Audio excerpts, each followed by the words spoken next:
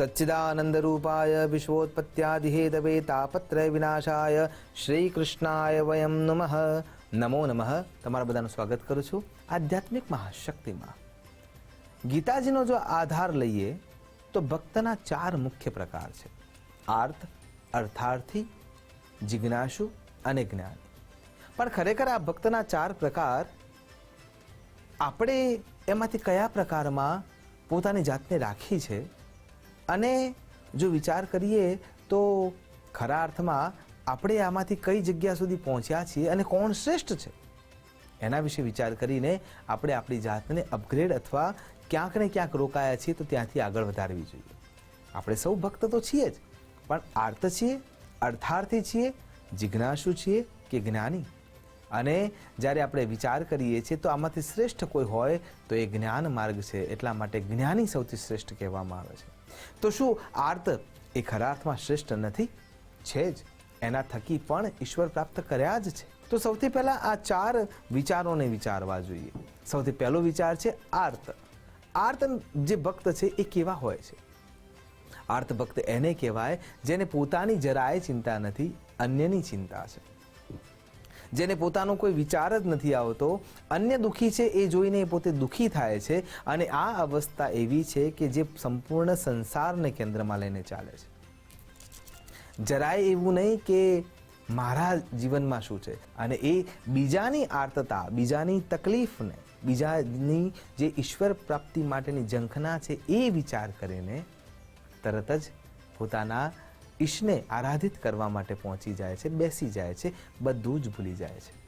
આ આર્ત અવસ્થા છે। બીજાના દુઃખને દુઃખિત થતા જોઈને જે પોતાની જાતને હોમી દેવા માટે તૈયાર થાય એ જે ભક્ત છે એ ખરા અર્થમાં આર્ત છે। હજી આર્તતાનો એક દાખલો લેવો જોઈએ। એકવાર નારદજી ફરતા ફરતા પૃથ્વીલોક પર આવે છે અને એ વખતે બે સંત પુરુષો બેઠા છે। બંને સંત પુરુષો ભગવાનની યુગોથી તપશ્ચર્યા કરતા હોય એવું લાગી રહ્યું હતું, એટલે નારદજીને જોઈ અને એ બંને વંદન કરે છે અને કહે છે કે અમને પ્રભુ ક્યારે મળશે, જરા ભગવાનને પૂછીને જણાવો। નારદજી થોડી વાર ધ્યાનમાં જાય છે, ભગવાનનું સ્મરણ કરે છે, ભગવાનની સાથે વાત કરે છે અને વાત કરતા એમ કહે છે કે કેવી રીતે તમે એમને મળશો? અને એ વખતે નારદજી આંખો ખોલી અને ભગવાનનો સંદેશ આપે છે। પહેલા વ્યક્તિને કહે છે કે તમને આ જ જન્મમાં ભગવાન મળવાના છે, અને બીજા વ્યક્તિ જે ખૂબ જ આતુરતાથી રાહ જોઈ રહ્યા હતા કે મને શું જવાબ મળશે, એ વખતે નારદજી એમ કહે છે કે તમને 18 યુગ પછી ભગવાન મળવાના છે।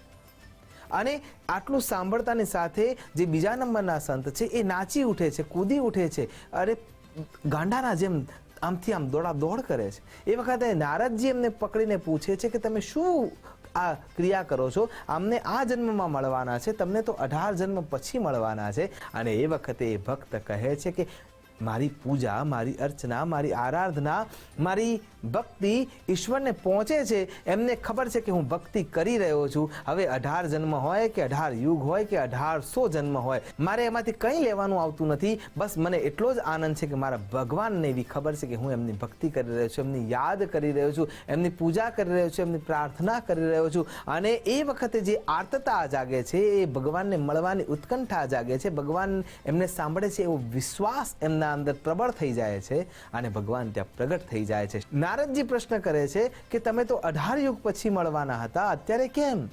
અને એ વખતે ભગવાન જવાબ આપે છે કે એ જે 18 યુગ પછી મળવાની જે મેં વાત કરી હતી એ સત્ય છે, પણ અત્યારે હાલ એ બધો જ સમય સ્કીપ થઈ જાય એટલી આર્તતા આના અંદર આવી ગઈ છે, એટલી લાગણી, એટલી ઈચ્છા, એટલી પ્રબળતા એના અંદર આવી ગઈ છે, અને એટલા માટે હું હાલ જ પ્રગટ થયો છું। તો આ આર્તતા છે, એટલે આ પણ શ્રેષ્ઠ માર્ગ છે। બીજા નંબરમાં આવે છે આર્ત, પછી અર્થાર્થી। આ મોટા ભાગના લોકો આ પૂજા અર્ચના આરાધનાના ભક્ત છે। આપણે સૌ એમાં આવીએ છીએ। જ્યારે ભગવાનના મંદિરે જઈએ છીએ ત્યારે આપણા સૌની પ્રાર્થના એક જ હોય છે કે ભગવાન મારા સંતાનનું આ થઈ જાય, સંતાન ના હોય તો સંતાન પ્રાપ્ત થઈ જાય, મારા શરીરની સુખાકારી રહે, આયુ આરોગ્ય ઐશ્વર્ય પ્રાપ્ત થઈ જાય, એક્સેટ્રા એક્સેટ્રા એક્સેટ્રા। અર્થાર્થી બધું બરાબર ચાલે, મારો બિઝનેસ છે એ આટલા ઘણો વધી જાય, જે આ પ્રમાણેની પ્રાર્થનાઓ છે એ ભગવાનને એ રીતે પૂજે છે કે હું આટલું ચડાવું છું, ભગવાન તું આટલું ઘણું કરીને મને આપજે. આ જે સ્વાર્થ વૃત્તિ સાથે જોડાય છે, ભગવાનને પ્રેમથી મળવા માટેનું નહીં, કેવળ સ્વાર્થ સાધન માટે, એને અર્થાર્થી કહેવામાં આવે છે. અને આપણે સૌ સંસારના જીવો આ જ વસ્તુને માંગતા ફરતા હોઈએ છીએ. એટલે કે બીજા નંબરના જે ભક્ત છે એ અર્થાર્થી છે, ત્રીજા નંબરના જે ભક્ત છે એ જિજ્ઞાસુ છે.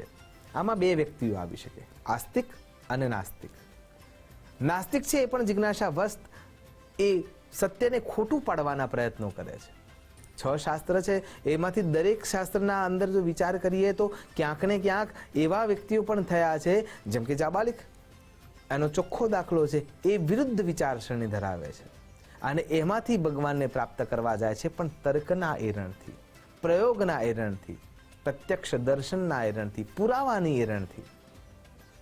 પણ એ વિષય થોડો વિશાળ થઈ જાય છે કે પુરાવાના એરણથી એને પ્રાપ્ત કરી શકાય એમ છે નહીં. લાખો કરોડો ચિંતામણીઓ જ્યાં ચિંતન કરતાં કરતાં થાકી જાય પછી ઈશ્વર તત્વની શરૂઆત થાય છે. એટલા માટે પ્રત્યક્ષ તર્કના આધારે મેળવી શકવા માટેની સમર્થતા નથી. પણ તર્ક આપીને તમે એ સત્યને જૂઠલાવાનો જે પ્રયત્ન કરો છો એ નાસ્તિકતા, ખરા અર્થમાં આસ્તિકતા જ છે. એટલા માટે એ જિજ્ઞાસુ એ ત્રીજા નંબરના ભક્ત છે.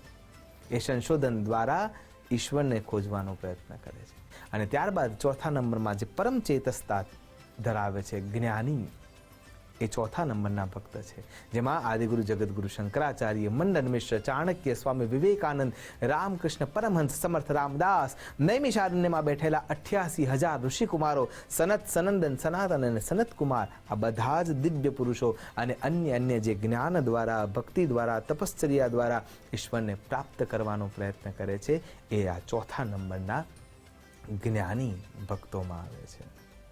કહેવાનું તાત્પર્ય એટલો જ છે, ચાહે આર્તતાથી કરો, અર્થતાથી કરો, જિજ્ઞાસાથી કરો અથવા જ્ઞાનતાથી કરો, કેવળ ઈશ્વરને કેન્દ્રમાં રાખીને પોતાના જીવનને વ્યાપન કરો, કર્મ શ્રેષ્ઠ કરો, ચોક્કસ તમે આ માર્ગ પર પ્રબળ રૂપે પ્રશસ્તતાને પ્રાપ્ત કરી શકશો. એ જ અભ્યર્થના સાથે નમસ્કાર. અસ્તુ સદા શિવોહમ. નમો નમઃ.